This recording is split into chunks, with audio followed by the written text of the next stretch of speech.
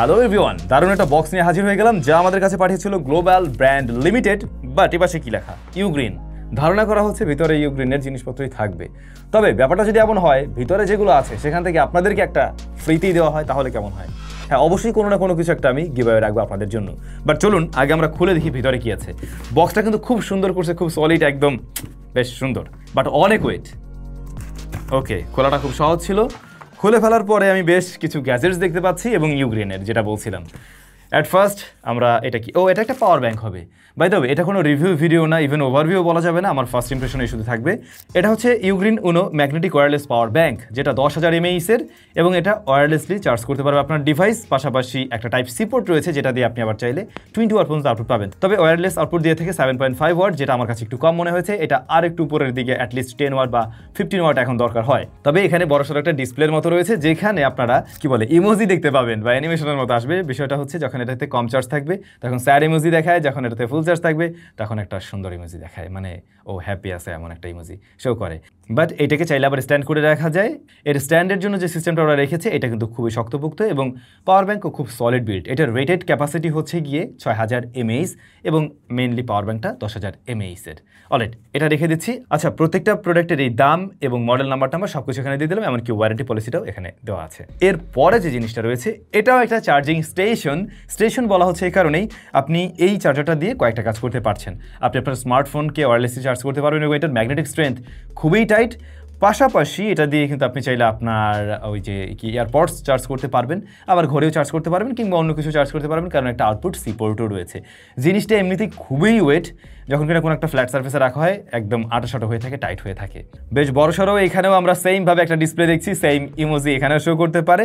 তবে এটার magnetic strength seriously খুবই টাইট।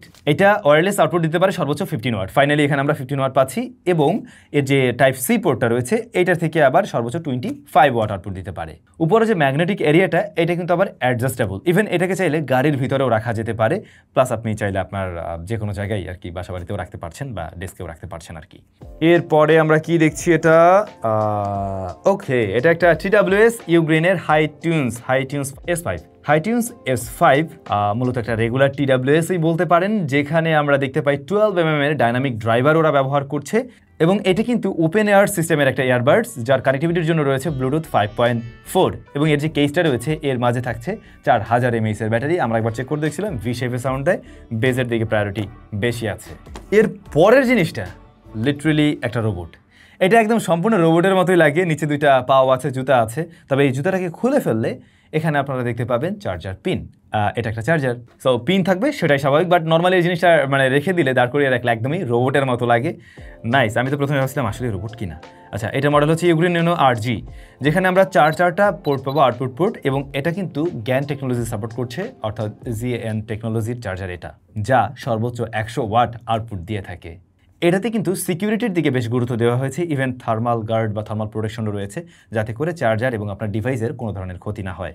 এমনকি ওরা ক্লেম করছে ম্যাকবুক প্রো 16K 2023 এডিশন এটাকে 0 to 81% চার্জ করতে পারে অনলি 60 মিনিটসে।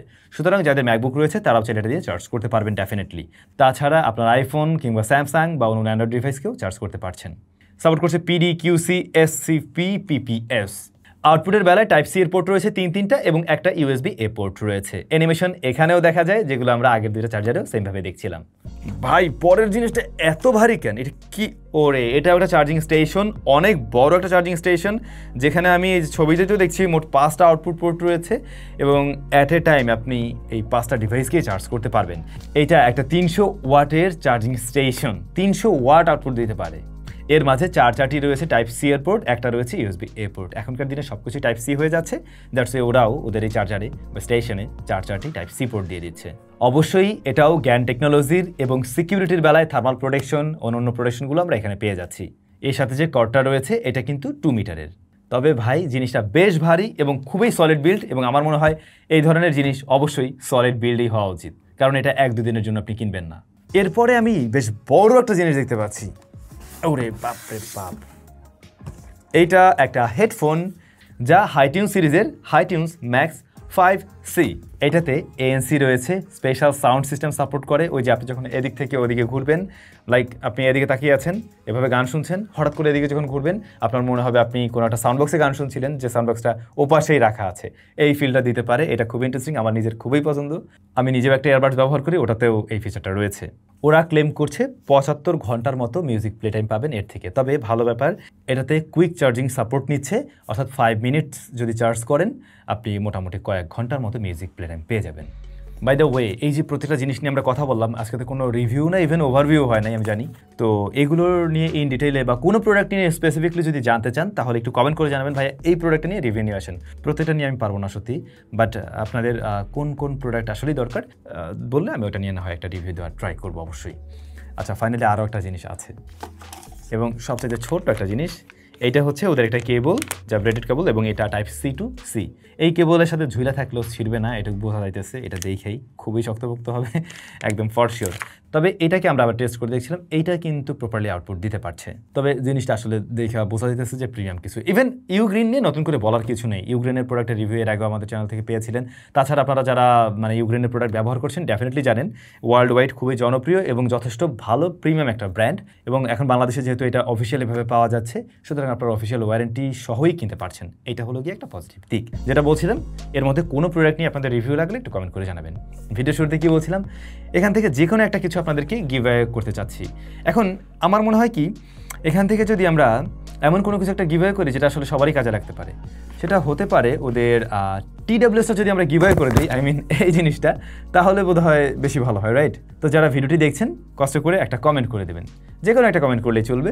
আমরা ভিডিও থেকে র্যান্ডমলি বেছে নেব যে কে হলেন উইনার। আর কবে রেজাল্ট দিচ্ছি ওটাও ডেসক্রিপশনে লেখা আছে, একটু পড়ে নেবেন। সবাই ভালো থাকবেন, দেখা হচ্ছে স্যামসাংয়ের ব্র্যান্ড নিউ কোনো ভিডিওতে।